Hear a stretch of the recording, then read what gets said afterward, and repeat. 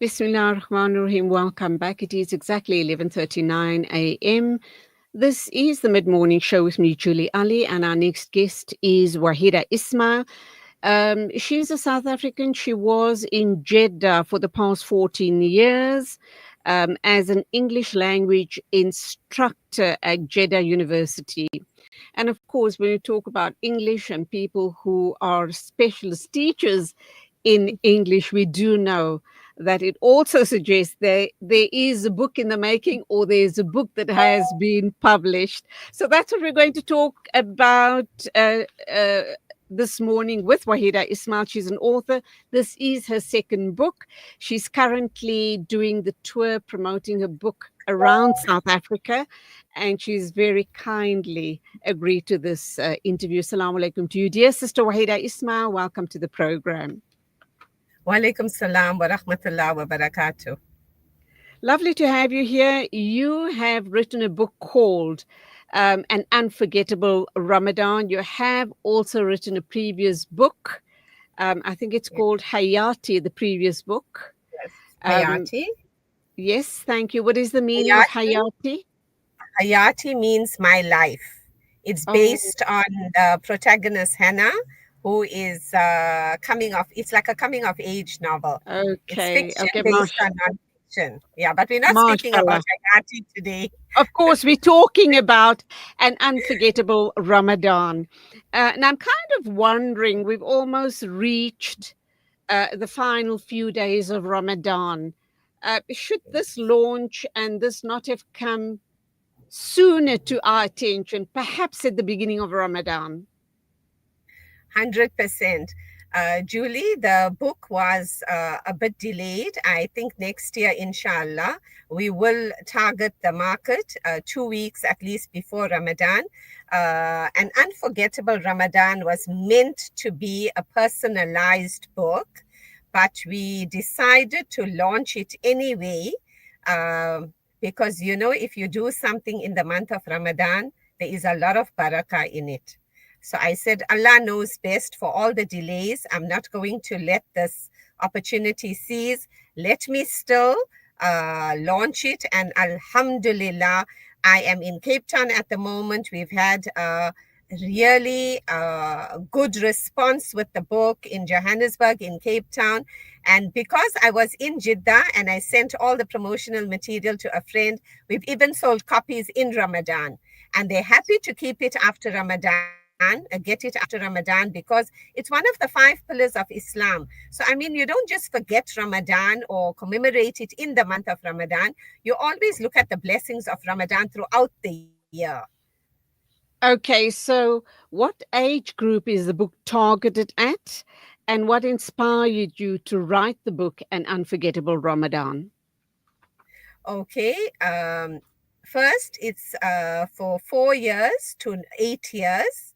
And the reason why I wrote this book is when I left South Africa and went to Saudi Arabia 14 years ago, my kids were missing their cousins, they were missing their grandparents, their home, their pets, their family. So it was difficult for them. But as soon as Ramadan came, they settled in so well, and they took to Jeddah and they took to Saudi Arabia, and they said, Alhamdulillah, this is a good place we have settled in. And they enjoyed their Ramadan so much. And they said that first Ramadan in Saudi would be an unforgettable Ramadan. Subhanallah. What message or themes do you hope that readers will take away from this book? Okay, it's to encourage young children about the beauty of Ramadan, about the beauty of Islam. It's also for children to understand that when you are hungry, it is okay. When you are thirsty, it is okay. Allah will reward you for this.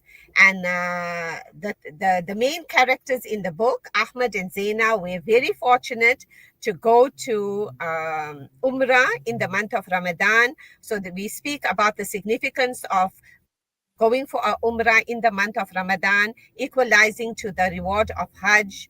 And then I also wanted South African children to see that Ramadan is different in all different countries. Wow. So the book is like speaking about kind of togetherness and love and greeting each other. Taqabbalallahu minha wa minkum and on Eid and pictures of Makkah and Medina.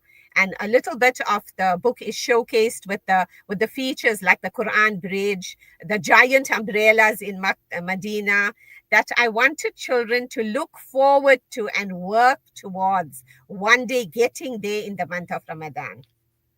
Alhamdulillah.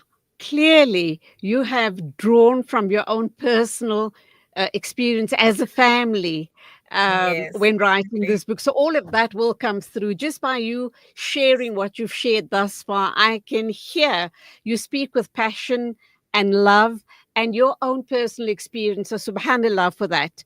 How long did it take you to write the book? And how different is an unforgettable Ramadan to your first book that you've written and published, Hayati? Okay, Hayati is a fiction based on nonfiction, but one of the themes in that book is also about Ramadan and charity because it's based on the five pillars. So Ramadan, Som, and Zakah do come in there. It took me about 2 weeks to write the book, and I first had a first draft and then revamped and changed and chopped and whatever. So the entire process took 2 weeks. I was very lucky to get an editor that was prepared to do it for me quickly. And the first time illustrator, Amina Gangat, is a follower of mine who bought Hayati and my mini Hajj. So she wanted to be part of this journey, and I wanted to give her the opportunity as well. And if you have the book, you'll notice that the book doesn't show the eyes because we felt that there were a lot of people asking for Islamic books that didn't have eyes in it. So we like make the children look down or look away, or their back is faced, or the side of their face is a face to target that audience as well. So it can be actually used as a textbook in school for children. And along with an unforgettable Ramadan, we have given parents who have bought the book a little pouch that says Renew Ramadan, and it's got du'as in there to continue your journey in Ramadan and still get the blessings and the fervent feeling of Ramadan. You know, when it's Ramadan, you just feel different. The air is different, and you want to do ibadah, and you work your schedule around your salah and whatever. We want this to continue in the month of Ramadan, after the month of Ramadan, inshallah. Alhamdulillah, Alhamdulillah. How does Ramadan personally inspire you? And how did you incorporate that feeling, that very special aura of Yeah. Ramadan into the book? And I do know it's targeted at children, so you would have had to tone it down. But Yes. also, what would you say were perhaps your favorite and your children's favorite traditions that influenced your storytelling? Mm. Okay, I'll start with the last question. My children always like to have a chart on our refrigerator where they would color in. Um, okay, we fasted the first day, the second day, the third day, and then maybe if they keep half a day on the fourth day, they would color half of it. You know, when they were little. But for every day, we had like a dua. At iftar time, we would sit together and make our dua together. So I felt that this will inculcate in them that always at iftar time, Allah is listening to you. You need to make dua just before you open your fast. So I would even ask them during the day, is your dua ready? What dua are you going to make? And to instill this idea of dua in them. The book is definitely personalized, I mean, relating to our lives and our experiences with my nephews, my nieces, who would frequent our home for iftar, friends, family, like giving food to the neighbors, which I felt was something really amazing. When I lived in Saudi, I was in flat number 21 out of 22 flats. And the people didn't give food to each other. And then I started this tradition where I would make something and get my children to go to all the neighbors and give them. And then over the years that we stayed there, it became like a thing. They would send to me and I would send to them. So we've had cuisine from Egypt, Sudan, Syria, Lebanon, all different countries of people that stayed in our building. So I wanted that feeling of sharing and caring and worrying about your neighbor kind of thing to come in as well. So I would like to share that picture. This is the picture in Riyadh where people are sitting in the park and sitting together, and then they talk to each other and share their food as well. And then the one in South Africa is when they are giving a neighbor, going to the neighbor to give them something. I So remember those days. I remember mm, going with a little side plate to a couple of the neighbors, and then, when they dispensed of the food that my mom sent, then they would put their delicacies in the plate, and I'd go back with a full plate anyway, alhamdulillah. But I must yes, also add, it seems as if that tradition amongst our people in South Africa yes, is actually dying or is dead. I don't see it happening, but it could also be due to the fact that we're so, we've dispersed. We're no longer living in in close proximity to yes, each other. definitely.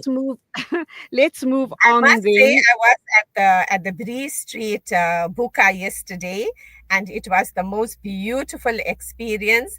They had a dhikr, a lecture, and then iftar, and you could just see people taking their dishes and offering to everybody. And it was just such an amazing. It was heart wrenching to see our people like this. And then there were tourists that were going around, and the organizer asked them to come join us for iftar.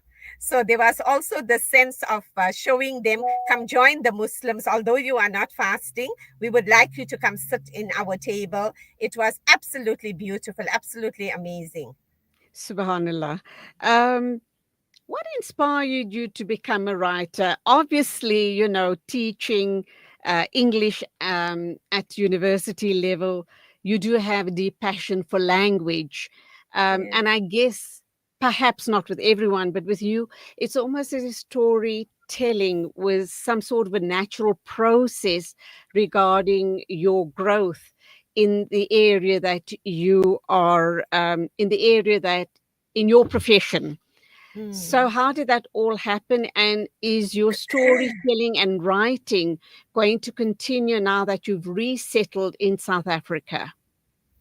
100%. I love editing, proofreading, writing stories.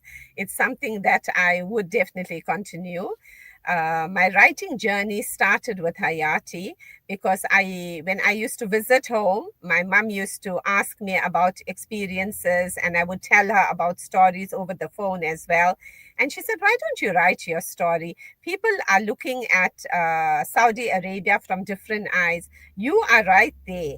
You have the opportunity to give it from a first-hand experience. Why don't you tell your story?" So that's why I'm saying it's based on fiction, based on nonfiction. Uh, I decided to do this for my mom. My mom passed away 10 years ago. Allah yarhamha. Allah give her the highest stage in Jannah. Ameen. Ameen. And Thumma ameen. she was someone who would push us and encourage us to do things, to be the best version of ourselves. And so I felt that I have to do this because it was something that she wanted me to do. And I also felt that, with social media, people always, anyone can say things that they have heard on the news, but when you actually live there and experience and meet with the people and do things in the community, then you see what the place is really like and what the people are like. So I must say, my time in Saudi Arabia was nothing short of extraordinary. I've had good experience. I've met the right people. I used to always make this dua, and mom used to make this dua. She used to say, "Allah, bring you in contact with the right people so that you are a better version of yourself tomorrow."